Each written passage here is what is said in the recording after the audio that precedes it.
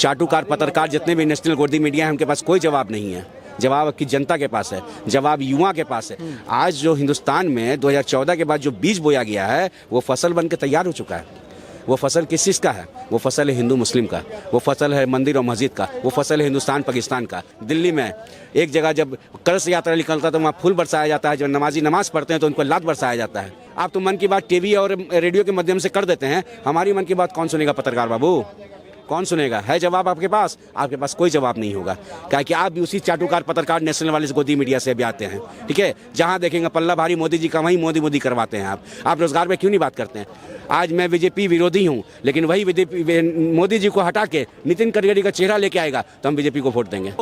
शर्म नहीं आता? कफन पर टैक्स लगाने वाले, फिल्मों पर टैक्स हटाने वाले, आपको शर्म नहीं आता है? अब एक ही चीज बचा है, दुर्भाग्य से 2024 में सरकार बनती है, बस सांसें लेने पर टैक्स बाकी है हिंदुस्तान में। ठीक है, यहाँ ट्रांसमीटर लगवा दीजिएगा, जितना सांस लेंगे उकड़े पैसा देना बाकी रह गया। तो भीमराव अम्बेडकर पर इसमें अपने पुस्तक में ये भी लिखे हैं कि पहला पीढ़ी गोली खाएगा, दूसरा पीढ़ी जेल जाएगा और तीसरा पीढ़ी राज करेगा। और जब राज करने की जब बारी आई तो पेट में काहे दर्द हो रहा है, काहे ममोड़ हो रहा है, काहे ममोड़ हो रहा है? जब से लालू यादव हमको नौकरी डी ग्रुप ने दिया है, उसके बाद मोदी जी बहालियाँ बंद कर दी हैं कुली लोग को। लोकसभा के चुनाव की तारीखों का ऐलान हो गया है। बिहार के लोग क्या सोचते हैं? क्या मोदी जी फिर से हैट्रिक मारेंगे या किसी और को इस बार मौका दिया जाना चाहिए? पटना के लोगों से बात करते हैं। क्या नाम हुआ आपका? बिहारी हैं। बिहारी है? हाँ। मतलब आपकी पहचान है बिहारी? बिहारी है। बिहारी इसलिए बोल रहे हैं, बिहारी इसलिए बोल रहे हैं कि बिहार को नहीं, पूरे हिंदुस्तान को जिस तरह से जातिवाद से घेरा गया है ना, इससे निकलना है।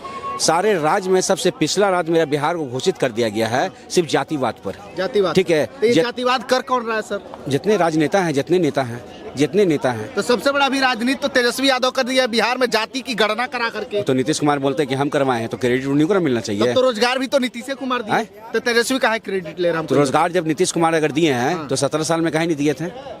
तो सरकार तो नीतीश कुमार की थी ना। 17 साल में काहे नहीं दिए थे? खैर नहीं दिए, लेकिन अभी सरकार में तो वही थे ना। खैर और बखैर मत कीजिए। 17 साल में क्यों नहीं मिला, इसका जवाब आप दीजिए। अब आप दीजिए इसका जवाब। तेजस्वी यादव जब बढ़े थे सरकार में, जब बने थे, उससे पहले आप ही के चैनल के माध्यम से वादा किए थे कि पहला कदम रोजगार पर चलेगा, 10 लाख का वादा किए थे। आप ही लोग चलाने वाले हैं ना, ये बात बोले थे। तो बोले थे, कर रहे थे ना। 17 साल क्यों नहीं हुआ? क्यों नहीं है? जवाब आपके पास? जवाब है आपके पास? जवाब नहीं होगा आपके पास। हम जानते हैं ना कि जवाब नहीं होगा, क्योंकि जवाब इस बार जनता के पास है। चाटुकार पत्रकार जितने भी नेशनल गोदी मीडिया है उनके पास कोई जवाब नहीं है। जवाब आपकी जनता के पास है, जवाब युवा के पास है। युवा के भावनाओं के साथ जो खेला गया है, जवाब उनके पास है। बेरोजगारी सीमा चरण पे है, जवाब उनके पास है। आपके पास कोई जवाब नहीं होगा। यानी आपके कहने की रोजगार तेजस्वी दिए और जातीय जनगणना नीतीश कुमार कराए।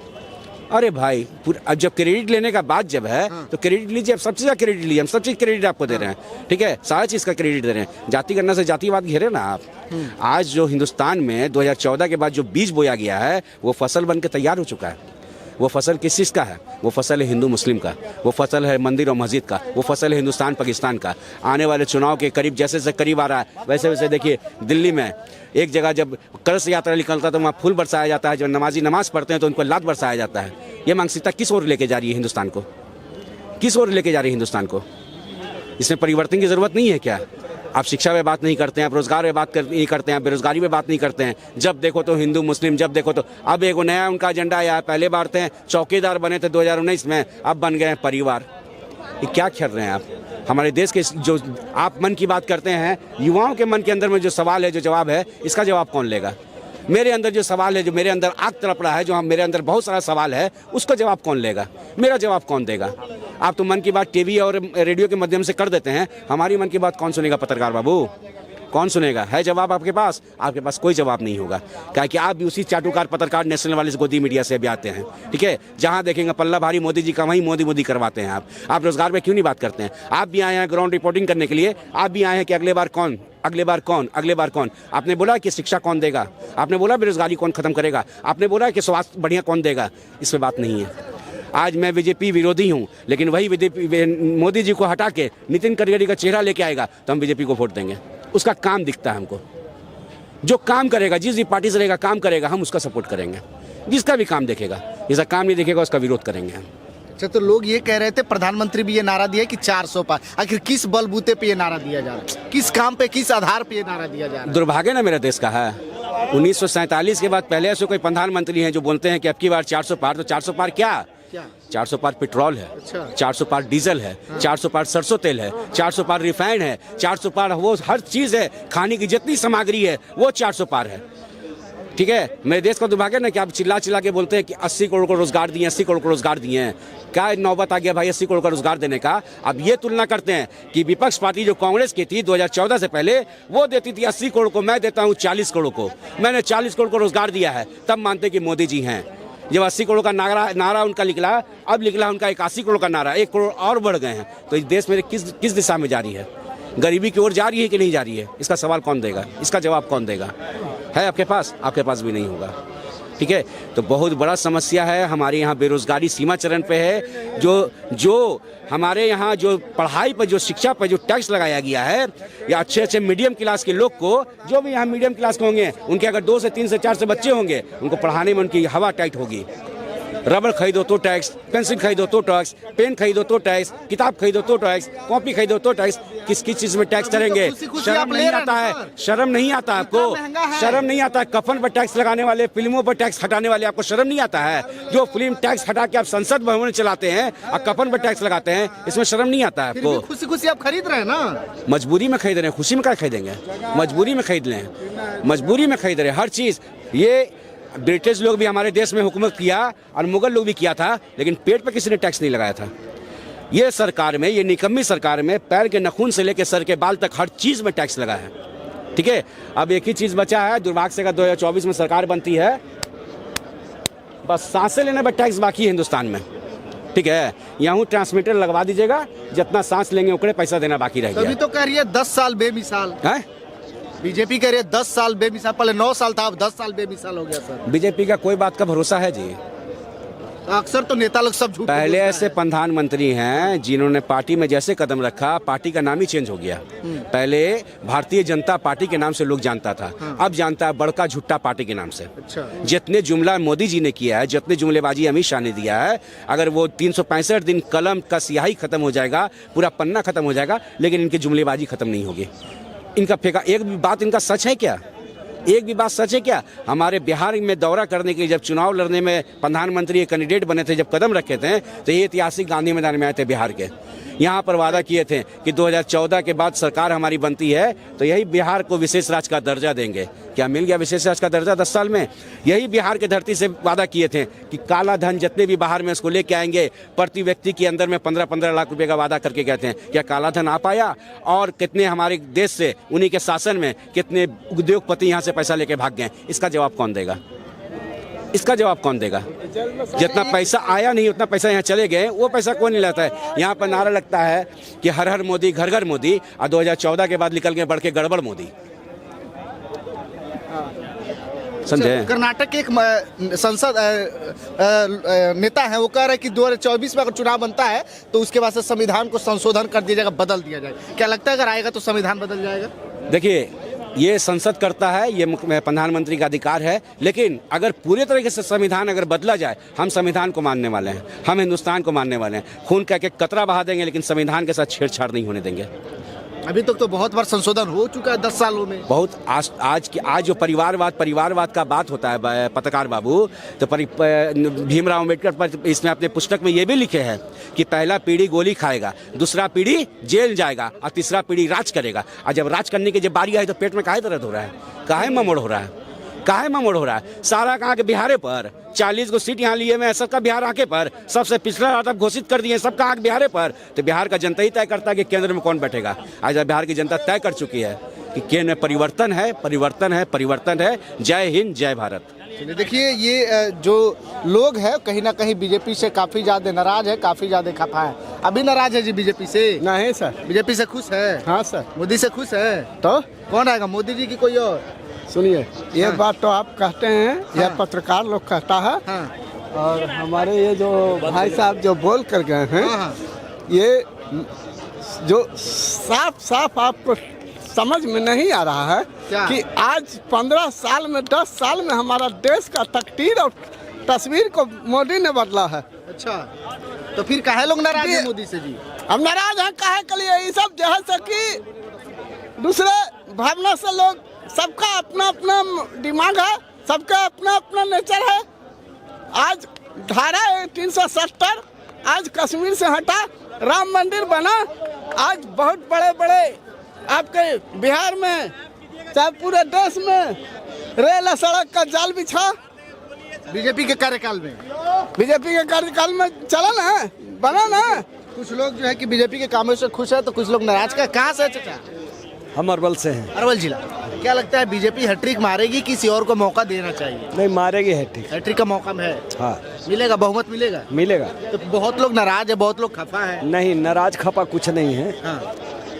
आप अपना देश का ग्रोथ को देखिए ना। लेकिन महंगाई भी तो लोग कह रहे हैं ना, महंगाई मुद्दा है, रोजगार मुद्दा है। तो रोजगार तो जो भी अवसर सरकार को मिल रही वो तो दे ही रही है। एक तरफ ऐसे जहाँ नहीं कि रेलवे दे रही। फाटक है उसको बंद करके फ्लाईओवर बनाया जा रहा है, जो गेटमैन है उसको हटाया जा रहा है, अंडरपास बनाया, रोजगार को खत्म किया जा रहा है। अगर गेट ओवरफ्लाई नहीं बनेगा तो आने जाने में ट्रैफिक कितना जाम होता है, उसके लेकर के ओवरफ्लाई तो रोजगार जरूर के बारे में भी तो सोचना तो चाहिए। रोजगार तो निकल ही रहा है ना। हर साल जो 2 करोड़ का वादा हुआ था वो वादा कहाँ गया? वो 2 करोड़ का देखिए वादा तो लॉलीपॉप सब मारते ही हैं। हाँ। नेताओं का कहा हुआ बात 95% तो खत्म ही रहता है, 5% पे यकीन जनता करे, कोई भी हो। इसीलिए जुमलाबाजी करते हैं बीजेपी। बीजेपी बड़ी जुमला किए हैं। हाँ, कहते हैं मोदी की गारंटी है। क्या गारंटी मोदी जी का है? क्या गारंटी है कि वो कंपनी बिहार को दी है, कि वो कंपनी दी है? 2014 से आज तक वो कंपनी आया बिहार में।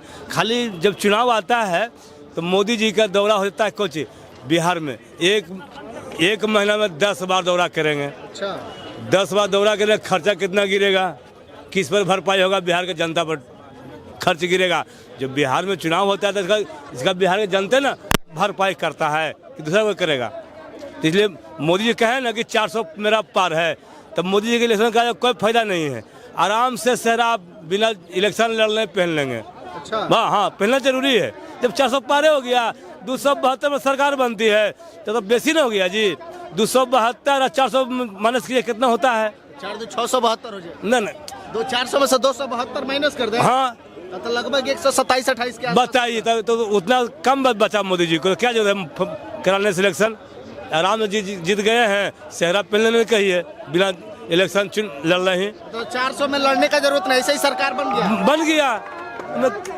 कहते नहीं तो इलेक्शन करा करवा रहे हैं। अच्छा, महंगाई बढ़ा है कि नहीं? महंगाई तो चरण पर है जी। 400 पार क्या है? 400 पार करवा तेल हो जाएगा, इलेक्शन जैसे खत्म होगा ना वही 400 रुपये किलो हो जाएगा।